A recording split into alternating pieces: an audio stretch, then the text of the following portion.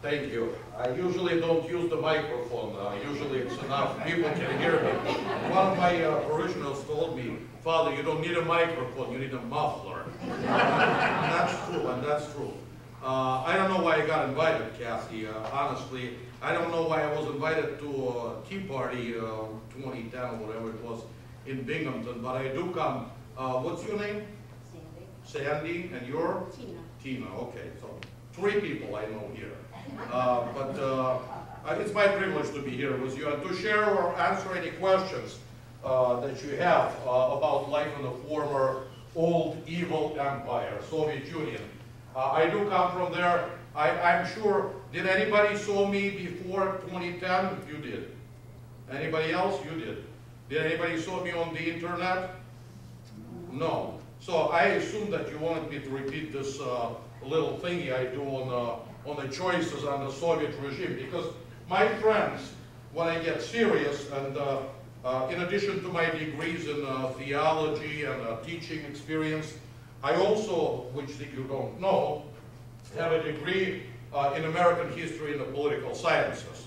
And being an avid student and reader of the American history and knowing Soviet history very well, and history of the world that I was teaching at one of our postgraduate schools, St. Deacon Seminary, I have gathered quite a wide experience in comparative history, if you will. So, and as we well know, that people that do not learn from history tend to do what? Repeat it. Suffer through it again. Okay? So we better learn. We better learn. Whether it's in religious arena, historical arena, or political arena. We are not endorsing. We are not endorsing any candidates here. Let me tell you how the Soviet system worked. And it's true. It's kind of a funny story, but it's true. When I turned 16, I was so proud as a Soviet citizen. At 16, you came of age, and the only thing you were allowed to do other than smoke and drink is to cast your vote for the chairman of the Communist Party. And that's the moment everybody awaited, because just like here, your 16th sweet birthday, or whatever it's called, you know, and there, that was your coming of age. So, as government keeps files on everybody in Soviet Union, they know when your birthday are, and on your birthday, in mail arrives the card for your votes to be cast. That particular year happened to be a vote for the chairman of the Communist Party. And there were 2 names on it, in addition to whom it was addressed, to vote for, little 2 boxes where you're supposed to mark. One was for Leonid Brezhnev, and one was for George Ivanov, another candidate. Leonid Brezhnev was current chief of the Communist Party. And I was really excited. This is, you know, freedom of choice. I'm going to choose at 16 who's going to be the head of the strongest empire in the world. And they were. Don't fool yourself, they still are. And we don't know how much they are. So I was excited, but I didn't know anything about George Ivanov. So I came, nobody at home, because parents were all at work, you know. So I came to my grandpa, who was a pensioner, who was a retired and old and sickly man. I said to him, Grandpa, who is George Ivanov? I know who Leonid Brezhnev is, you know. And I said, who he is. I want to vote today. You know, today's my day. And he said, well, grandson, George Ivanov's been dead for 30 years. I said, what? Well, why is he on a card for me to vote for? You know, where is my freedom of choice? You're giving me one candidate. I want to choose. So let me tell you about the choices in Soviet Union. You have 2 choices. You have 2 choices. You're either political elite, civilian, or you're militaries. If you're political elite, you're all right. If you're militaries, you have 2 choices. You're either in the armies or you're in the navies. You're in the navies, you're all right. You're in the armies, you have 2 choices.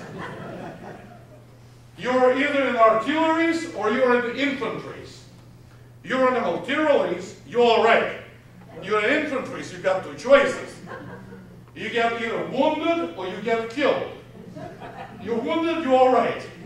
You get killed, you got two choices. They make paper out of you. They either make newspaper, Pravda, out of you, or they make toilet paper out of you. If they make newspaper out of you, you're all right. If they make toilet paper out of you, you still have two choices. You either go men's room or you go woman's room. But in either choice, your choices get flushed down the toilet by the political professional elite. My friends, we're seeing that it's a joke. I mean, it's very descriptive, but it's very, every joke has a portion of a joke in it. We're seeing it today. We're seeing it today, not in the Soviet Union, just like Kathy read remarks from the Soviet Union, but we're seeing it today in this free country of ours, the Constitution, you know. The Constitution, I happen to have one. How many of you here constitutionalists have one in the pocket? 1, 2, 3, 4, not a lot, not a lot. You guys gotta reread it. This was given to me when I became a citizen, legal citizen of the United States, not illegal alien, okay? The Declaration of Independence and the Constitution of the United States are the two most important and enduring documents in our nation's history. It has been said the Declaration of Independence was the promise and the Constitution is the fulfillment. If, this is introduction to the Constitution, if it is the fulfillment of the promise, you're absolutely correct in fighting for keeping it. And when the government of the people, for the people, and by the people step away from it, you got to give them two choices. You really, truly do. Otherwise, it'll be taken away from you. In Soviet Union, government has, in fact, ran everything. There was no Republicans, there was no Democrats, there were no independents. Government owned everything, ran everything, and made every decision for you in everything. Well, you have talked to people in a communist country, and if you ask the people today on the street, this is the quotes they will give you in this country where we're heading. But very often, people that don't read history or study history tend to repeat it. We have to really, truly educate ourselves. Today, I will be very brief, because I was a professor for many years. I used to talk for 2-3 hours without a break. I'll promise I won't do that today. But I'll give you something that will probably shock many of you. Because you do tend to wonder, where the heck is all this coming from? You know, we don't want it. 80%, what was that called? The curriculum? Common Core. You know, where is that coming from? Nobody wants it. How is it happening? Well, let me tell you how it happens. How many people of you here today? Roughly. Anybody counted? 30, 35? 40. Anybody hear about Cold War? Yeah, good. And if I asked you, good all American citizens, who won the Cold War? What would you tell me?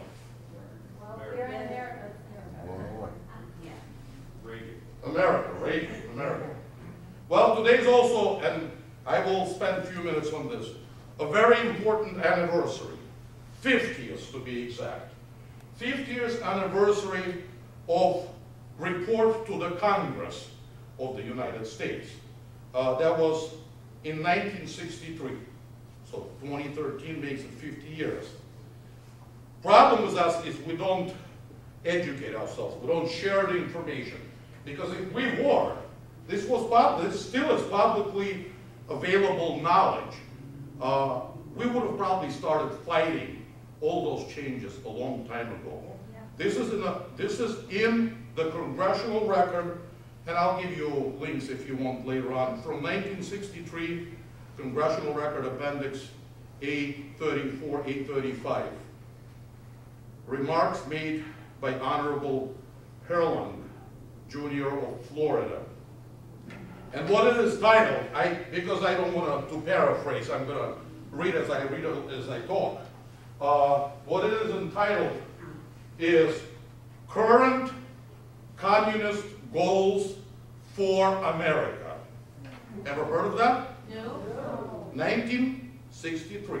My friends, while we were sleeping, you know, like while Nero was fiddling, Rome was burning, while we were sleeping happy in our developing technology and our developing consumerism and all those wonderful things that we hold dear to our hearts, other side was working. This is current 1963 American goals for the United States. Some of them obviously would not resonate with you because they were already accomplished before you were born, before many of you were born. But let me read them one at a time and then we can talk a little bit about that. Number one, there's not a lot of them, only 40-some. You'll get a hint where it all comes from, and I will allow you, being gracious speaker that I am, to make your own conclusions and to realize how important, crucially important. You might not feel it that way because you gather together for Christmas party and you get together and socialize with each other, but how important the work you are doing. And this is what's responsible for what you see truly today in our United States society, in every aspect of it, politically, economically, educationally, religiously. Number one, this is the goals in 1963 by the Soviet Communist Party as designed to what can we do to America to destroy it, okay? U.S. acceptance of coexistence with Soviet Union as the only alternative to atomic war. You have to sell that idea, and they in fact did. Number two, U.S. willingness to capitulate in preference to engaging in atomic war. We'll give up all of our stuff, whatever, just let's not have a war. Number three, develop the illusion that total disarmament by the United States would be a demonstration of moral strength. Sounds familiar? Yeah. Number four, permit free trade between all nations, regardless of communist affiliation, and regardless of whether or not items could be used for war. Extension of long-term loans to Russia and Soviet satellites. You've been forking out billions of dollars, my friends, for the loans, which were never repaid. Number seven, grant recognition of Red China, admission of Red China to United Nations. Number eight, set up East and West Germany as a separate states, in spite of Khrushchev's promise in 1955 to settle the German question by free elections under supervision of the United Nations. This was written 50 years ago. Well, maybe it was written a little longer. It was 50 years ago became public knowledge presented to United States Congress. Number nine, prolong the conferences to ban atomic tests because the United States has agreed to suspend its tests as long as negotiations are in progress.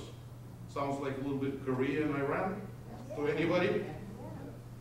Number 11, promote the United Nations as the only hope for mankind. If its charter is rewritten, demand that it be set up as a one world government with its own independent armed forces. Number 12, resist any attempt to outlaw Communist Party. Obvious. Number 13, do away with all loyalty oath. Happening in our schools today. Take the God out of the pledge, do away with all the loyalty oaths. Number 14, continue to give Russia access to U.S. Patent Office so that we can steal information from you dummies. Yeah. Number 15, this is important. I mean, all of them are important, but you'll recognize some of them as more important. Capture one or both of the political parties in the United States.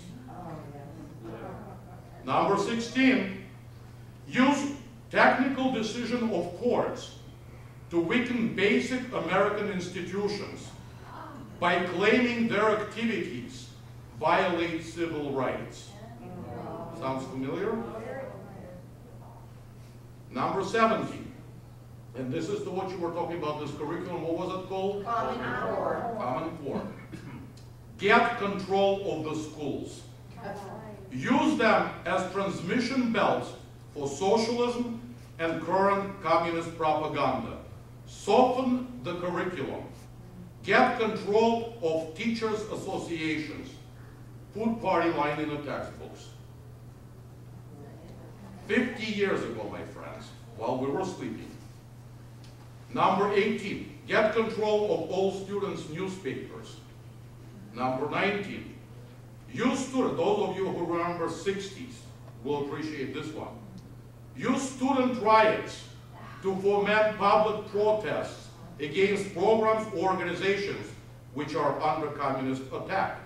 Number 20, I'll let you judge for yourself, infiltrate the press. Get control over book review assignments, editorial writing, and policy-making positions. Number 21, gain control of key positions in radio, TV, and motion pictures. You guys keep playing the fiddle.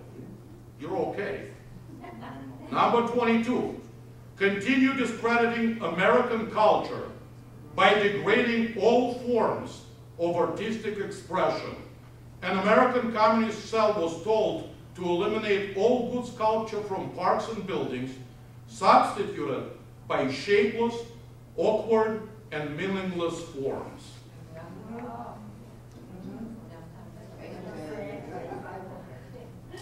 I'm not saying, I'm just quoting.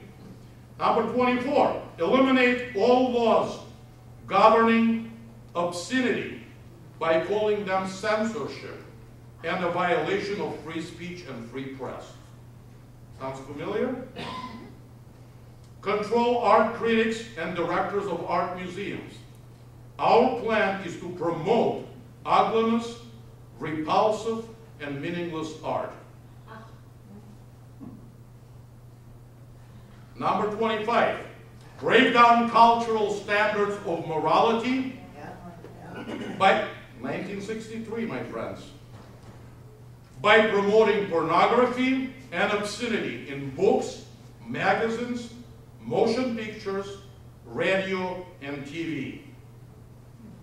Number 26, present homosexuality, degeneracy, and promiscuity as normal, natural, and healthy. This is in congressional record, 1963. 27, infiltrate the churches and replace revealed religion with quote-unquote social religion. Discredit the Bible and emphasize the need for intellectual maturity, which does not need a religious crutch. You're all gun-toting and Bible-thumping people.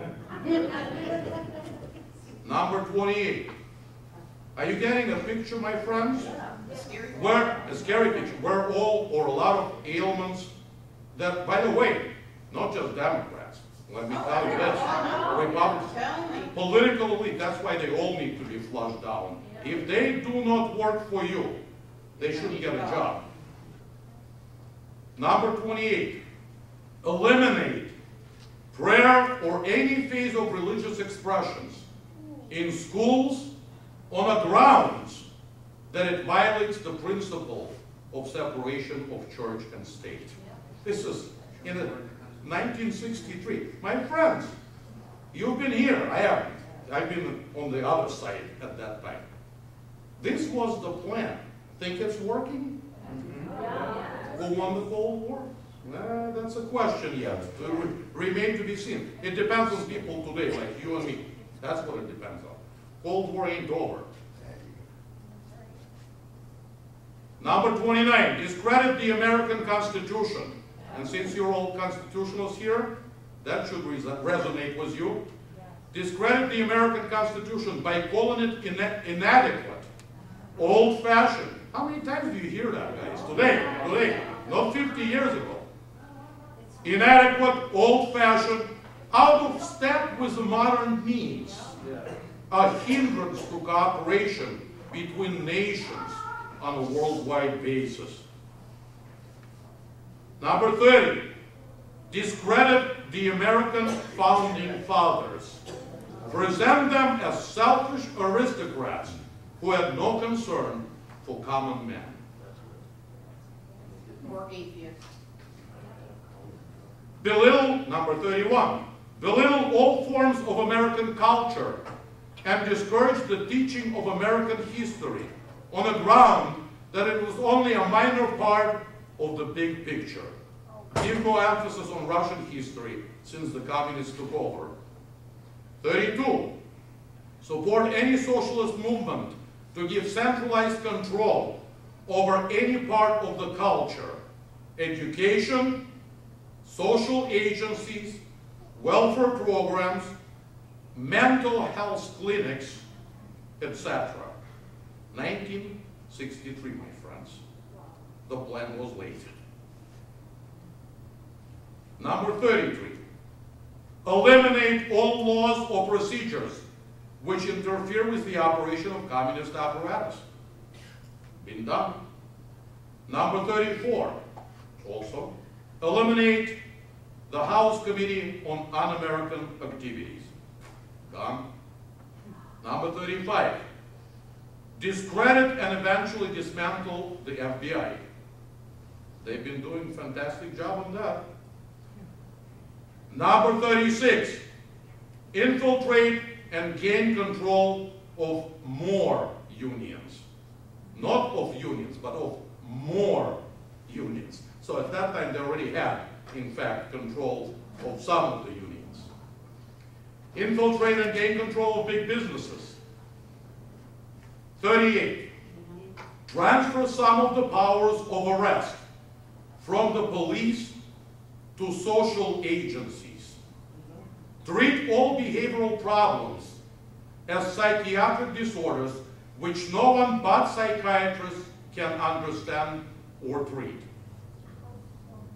This was before the Psychiatric Association of America even was born. 39, dominate the psychiatric profession and use mental health laws as a means of gaining coercive control over those who oppose us. Number 40, we're getting to the end, my friends, but I think you're starting to see the picture. Discredit the family as an institution.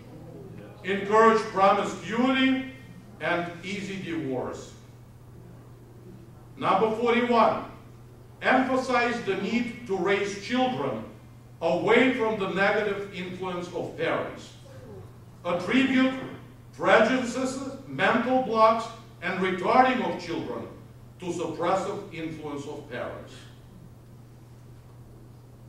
42, create the impression that violence and insurrection are legitimate aspects of the American tradition, that students and special interest groups should rise up and use united force to solve economic, political, or social problems. Anybody read Solinsky here? Rules for Radicals? He was a good student of them.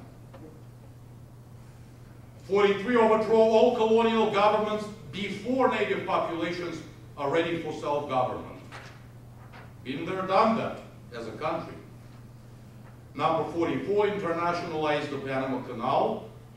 Number 44, repeal the Connolly Reservation so the United States cannot prevent the World Court from seizing jurisdiction over domestic problems. Give the World Court jurisdiction over nations and individuals alike. That's number 45.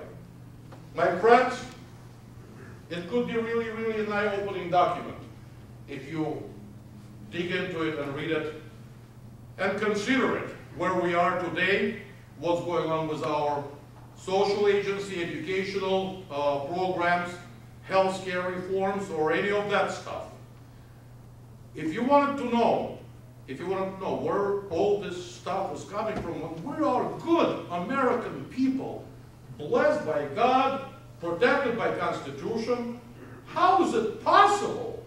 How is it possible that we are seeing in front of our very eyes what we're seeing today?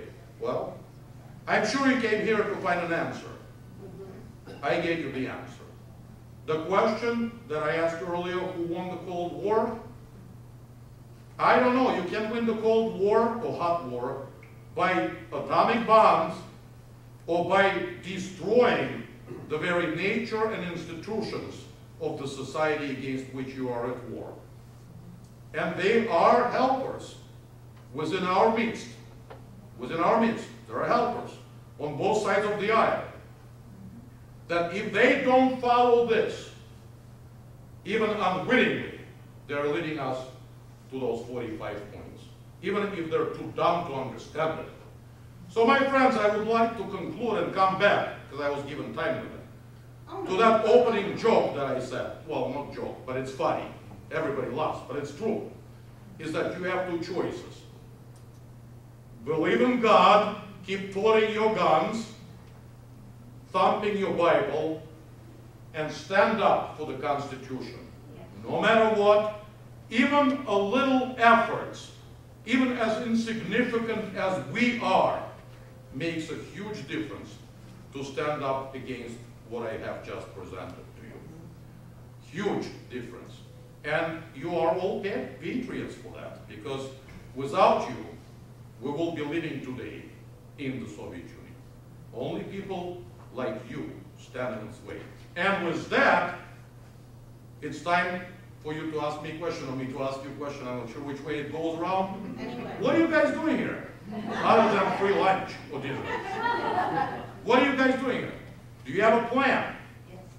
Good. That has to be very, can you imagine 63 years ago? This was a plan put on paper, maybe 65 by now. 63 years ago, 50 years ago, in 1963. It was presented to American Congress. Public knowledge, in records, in congressional records. This is long-term struggle, my friends. Now, you don't have 2 weeks or 3 weeks to change the course of the nation and restore the Constitution. It's a long-haul battle. And every small effort counts. So you have a plan, you have executive board from which I just heard when you were doing the introduction. You have to have public relation officers, you have to have people dedicated to writing opinions in the local papers, people that, with the same overall idea. What's your same overall idea? You want less government in your lives, including your children's lives? Well, I can tell you there are millions, tens of millions of people across the country, like-minded. Don't let small differences and small pet issues to divide and distract you from the big picture. Because it is only that that will unite you, and try to find more and more people. Even if you have different opinions on different small issues, you have to work together. Because guess what? You're working against huge, whether it's run by Republican or Democrats or Independents, does not matter. You're running against huge political establishment. And if they're not working for you, guess what? They're working for some other goal. And some other goal that has been perhaps created long, long time ago, 50-year anniversary. Happy anniversary, my friends. Thank you.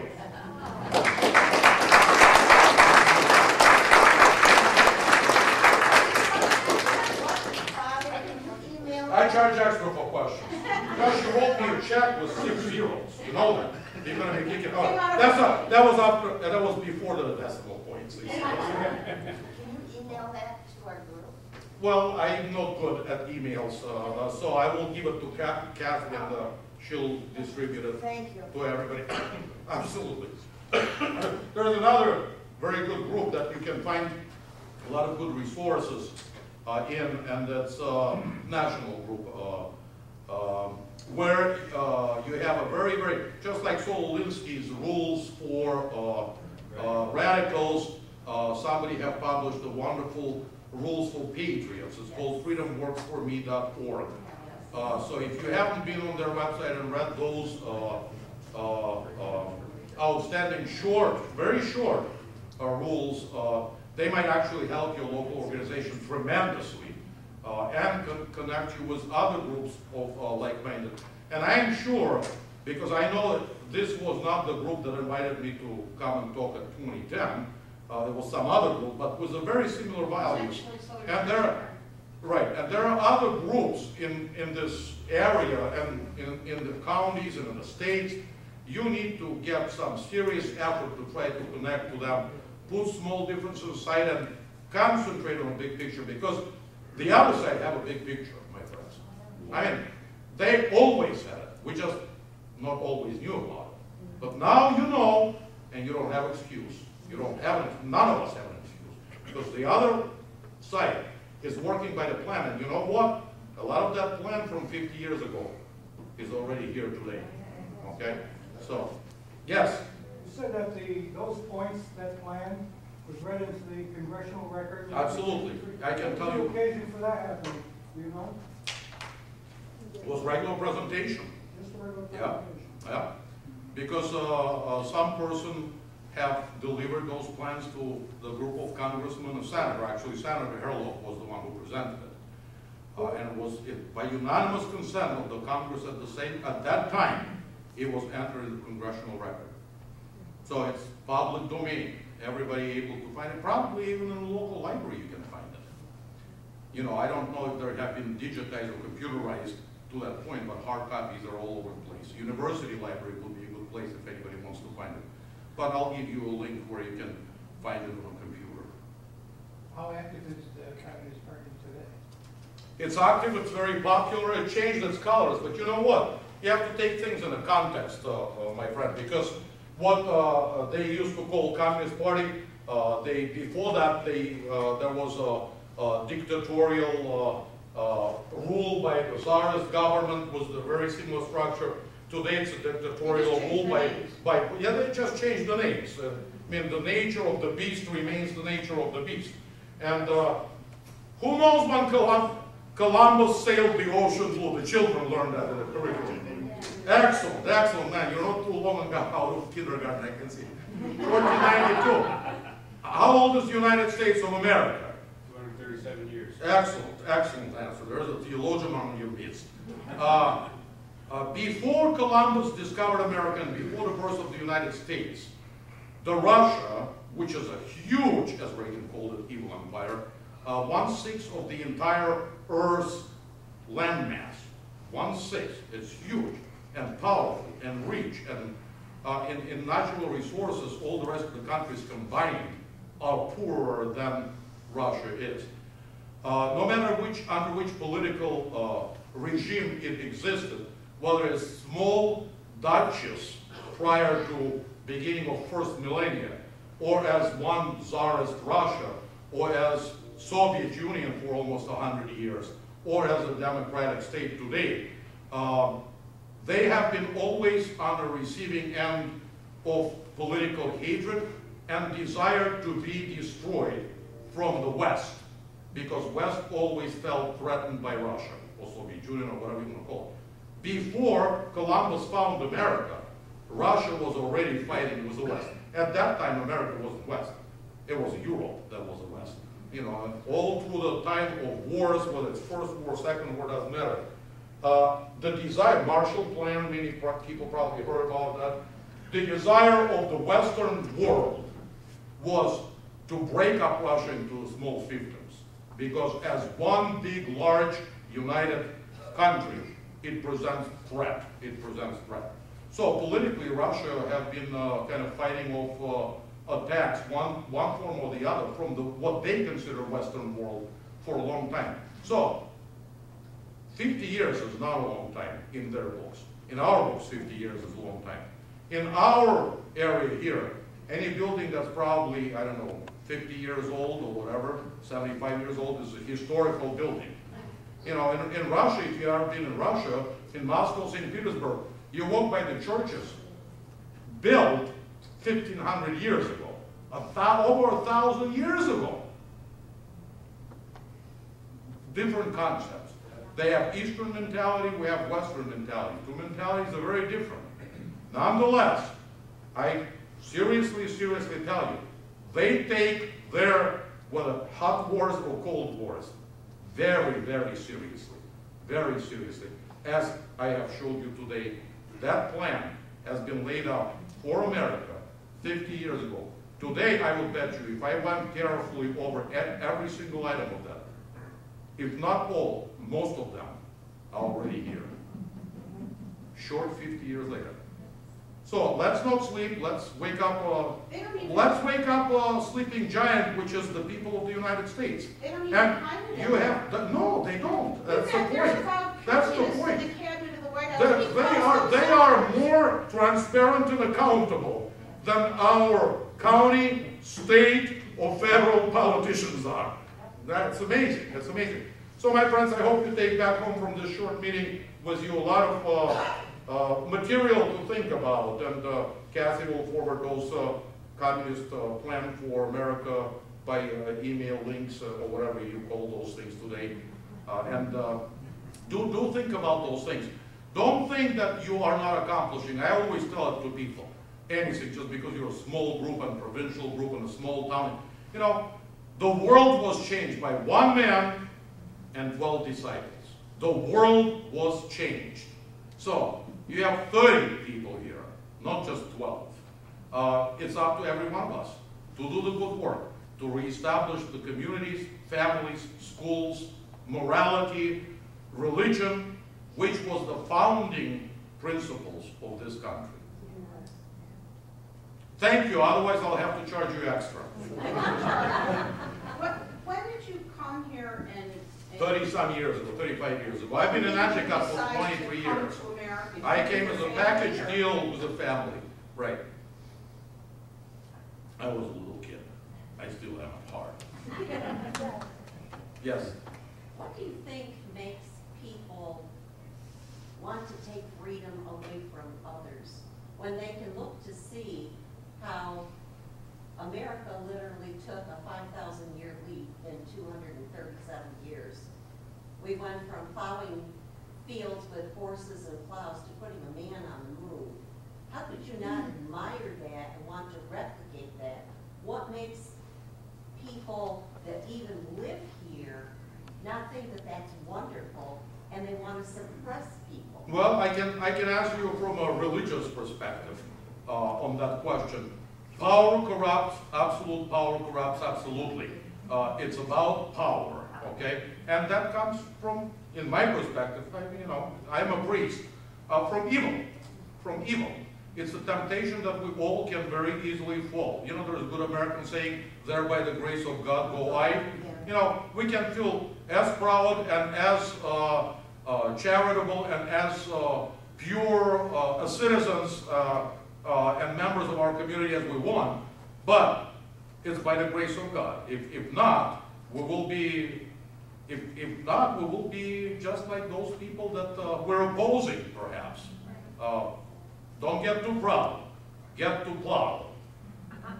There is a big difference. So do you think this is literally the roaring lion that's talked about in the New Testament? Oh, Satan is absolutely. allowed? Absolutely. I think so. But people may disagree with me. That's my religious conviction, but it is also my historical conviction because I see and I read and I studied, and I can tell you every great empire, whether you go back to the Babylonian Empire, whether you go back to Greek Empire, Byzantine Empire, Roman Empire, Soviet Empire, it all started pretty much with 45 points I just read, especially on the value of moral and religious life in the society.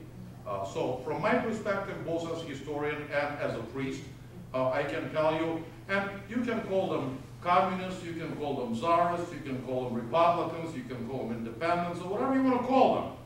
If that is where it's leading, to me, it's from the evil one. You know, because it destroys the normal life blessed by God and given to the society to, let me get the small good book, not the big good book, which you should know by heart.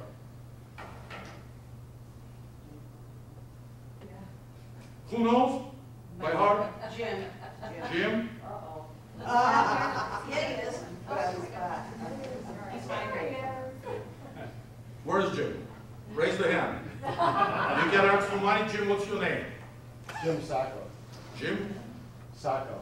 Nice to meet you, Jim. I met you probably before. Yeah, I think we met at that Metro Center. In 2010. Oh, okay. Okay. You don't happen to be a lawyer, do you? Yes, I'm gonna sue you, I remember. I got a good memory. No, because they said, what if I trip over the wire? I have several lawyers in our congregation as well, good ones, and some judges too. But let me ask you this. How well you know? You keep quiet there, back peanut gallery lawyers. Let me ask you, where does that come from? We hold this truth to be self-evident, that all men are created equal, that they are endowed by their Creator with certain inalienable rights, that among these are life, liberty, and pursuit of happiness. Where does that come from? My friends, if you feel that these 54 points that I, 45, I'm sorry, I'm dyslexic in addition to that, and I don't speak no English good, are against that, we have to stand against it, and we have to work against people that represent those 45 points. Because this, the good Bible, and your right to bear arms is pretty much what the founding fathers intended you to have. And nobody should or can take it away from you. Okay? Unless you give it away by sleeping. And it should be time to wake up, because Nobody will take it. no, right, they will try. They are trying. They have tried. Because you know why? It either violates the human rights or some other stuff. They're very crafty. They're very smart. I mean, if you paid attention to what you read, to what I read, there should be goosebumps going down your spine. Because how true, and now you know where it comes from and what it stands for. So any politician, again, I mentioned it, any politician, local, state, or federal, that resembles even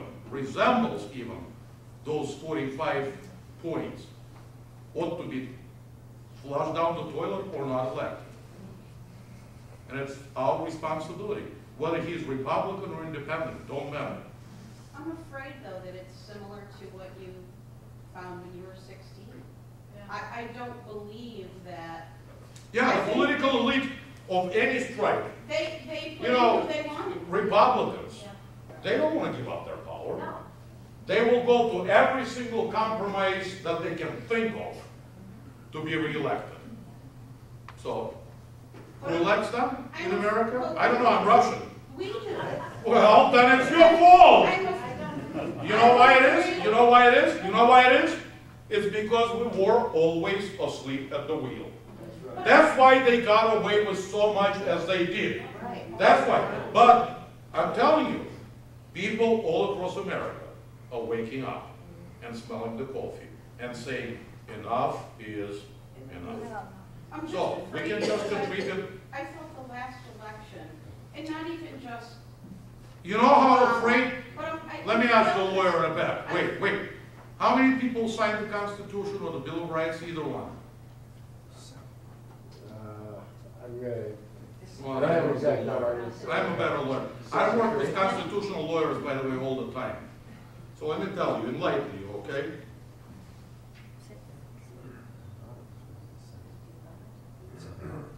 Okay, I don't want to count. But 1, 2, 3, 4, no, that's multiple to count. I can tell you how many signed the Constitution.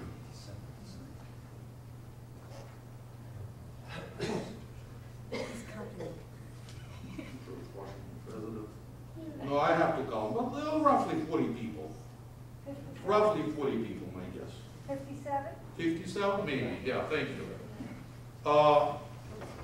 You know what they were doing? Politically speaking.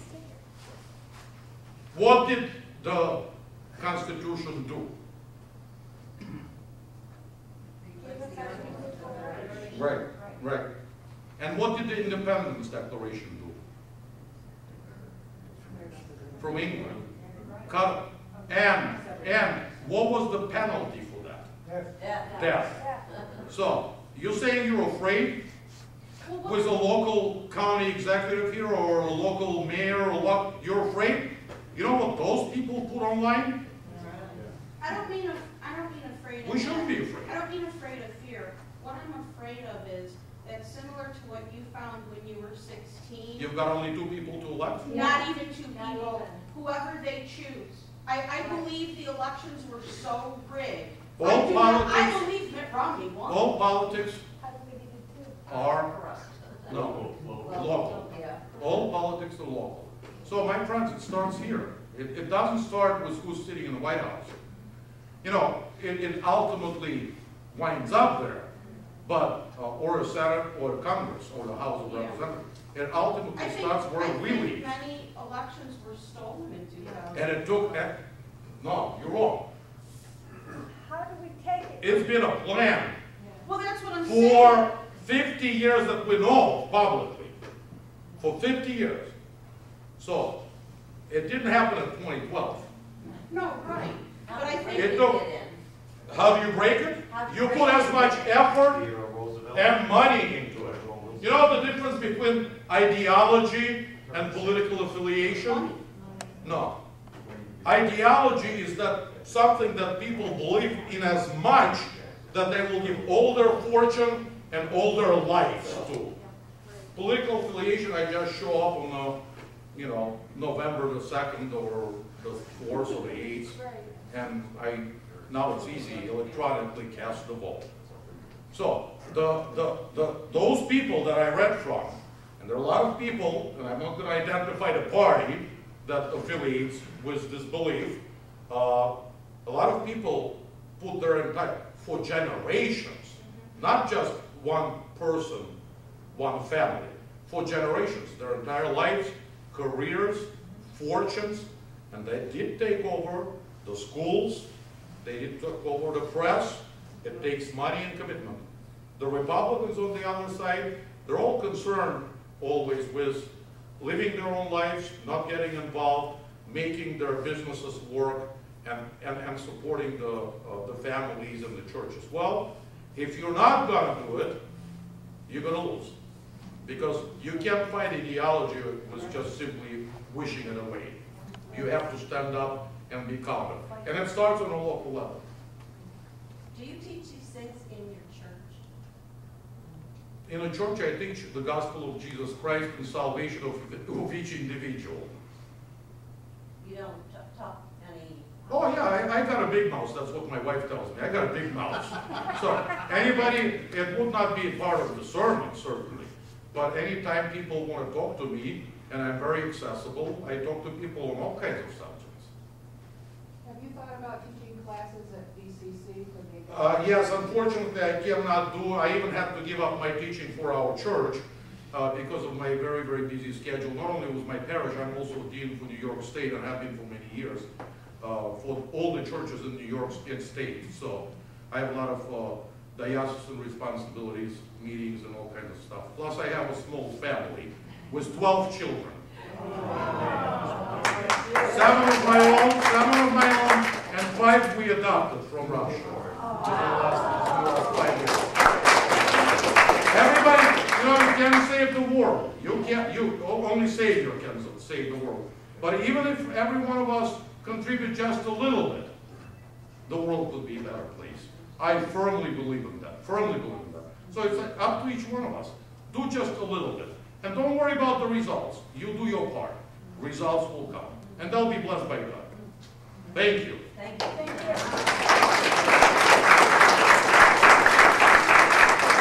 Remind me of something. This is not connected to the internet. This was on my note. Well, I can take down. Call me. Well, you can't. It's just a text. There's no email connection. No, I don't. Yeah, it's on my note. It's, But he can tell me how to, if I get it. I don't know how to. I just copied and paste. Yeah, United States. How does that document line up with the Communist Manifesto? What was it called? You said. It's called Current Goals. Current Communist Goals for America. specifically for America. 1963 congressional. No, I can read you the yeah, that thing. But it'd be easy if you call me, because at home I have the exact link. You know? Okay, so if you I don't have that link here. You'll have to read it to me over. It's in the Congressional Record, Volume 109, 88th Congress, first session, appendix pages A1 through A 2008-42, in January 9th through May 7th, 1963. And if it's on a microfiche, it would be on a reel 12. That quote that I read to you starts on page 259. So I do have all the information, and I will share it with Kathy, and then she, somehow electronically will make it available to you. Okay? Don't forget, vote Democrats. Thank you very much. Thank you.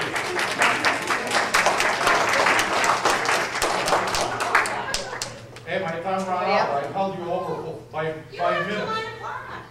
She told me I'm going to be charged extra if I talk too much. She told me. Something that really has bothered me for quite a while.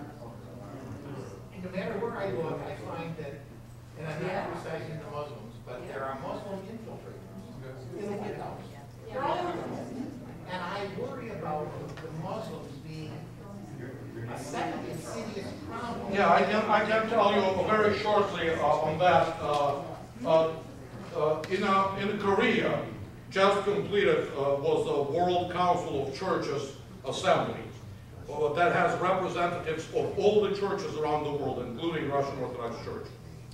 Russian Orthodox churches are probably the biggest national church in the world. It has, I think, 150 million adherents in Russia, in any given country, not Roman Catholic Church worldwide. I'm talking about any given country. Their metropolitan, who is head Metropolitan Ilarion Alfeev, I know it's hard to pronounce, but who is the head of their external affairs department, which is probably like State Department for the secular government, have given a wonderful speech. And he said, as far as the church is concerned, and he was very frank, not politically correct by any stretch of imagination, by any Western standards. So I want you to know that I'm not saying that. He said that, okay?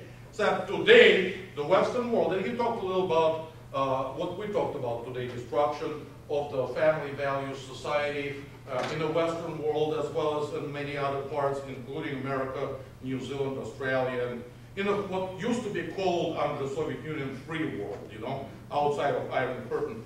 And he said the greatest threats remaining today in those free societies, you might want to put quotes on that, in those free societies, are the secularization of society that leads to the destruction of moral fibers and threat of militant Islamism.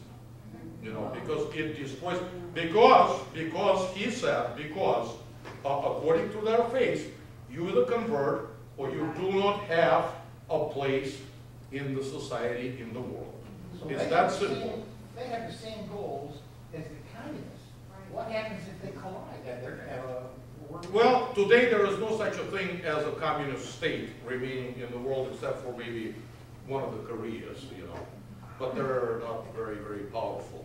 Soviet Union is not a communist anymore. There's a lot of their ideology and a lot of their, but it's not ruled by the Communist Party. So it has tremendous improvement as far as democratic principles that the society at large have assimilated. It's not going to be the same, just like anywhere. That's why the efforts, for example, to bring democracy to Afghanistan has failed for millennia, not 20 years, millennia, centuries, by British Empire, by Tsarist Russia, by Soviet Union, and also by the United States. Now, you can't bring democracy American style to some lands that are so foreign in concept and a worldview, they might even have democracy, just like Russia, but it will be slightly different than American democracy. You know, so that's the answer. I think, My time's running out. Something- I'm dying for smoke, guys. I'll be honest. 5 minutes smoke break. I'll be honest with Then you. you can come back. Oh, yeah, I'm free. definitions, I think, ought to be brought out too, that there's a big distinction between a republic and a democracy. Oh, absolutely, absolutely. And again, a lot of that comes from just the lack of knowledge of the world history, I think, a personal opinion. Because it's not being taught in a representative republic is certainly not a democracy. Democracy existed in the world only twice. You know when? And for a short period of time. Usually takes a totalitarianism. What happens with democracy is that people can be convinced to vote. Actually, Hitler was voted in, democratically voted in. Not correct. Because it's not democracy, it's also republic. Weimar Republic. It's not democracy was in existence in the world only twice. In the ancient Greece and the pre-Tsarist Russia, when the elections or any discussion or solution of the problems was done in the following way. The entire population came to the central square, the issue was presented to them, and then we all took a vote. And the issue was decided by every single one. The representative republic is not that way. How it works is that we, the people, elect our representative to represent us in a House and in a Senate. Okay? That's how it works. A fair question would be to us, do they in fact represent us? Well, then you have the power and authority invested in to you by Almighty God and by this document to change it. The election is every Ruled by law under the Constitution, or ruled by a majority or a mob, should I say. Under a democracy very often led to anarchy, and it is not practiced today anywhere in the world. Yeah. So you're correct in that, but it only was in fact in place as a political system twice in the world history.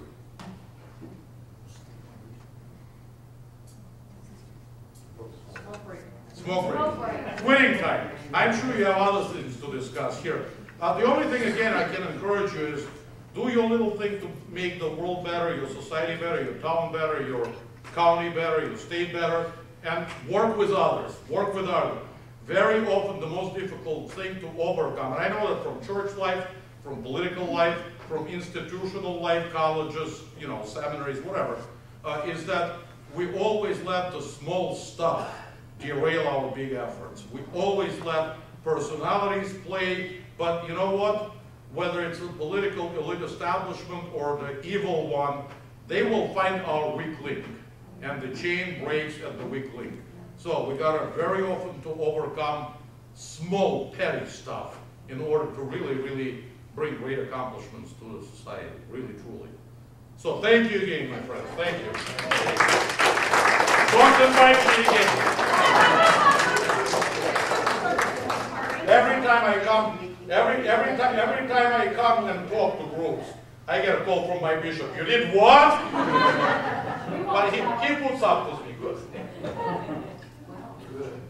Okay, you can turn your camera off. This guy works for NSA. Do you know what the NSA logo is? Do you know what NSA logo is? I just saw yesterday their coin was a logo. Do you know what their logo is? Or motto, or whatever you call it. NSA. In God we trust. All others we monitor. So I see the NSA guy there in the back.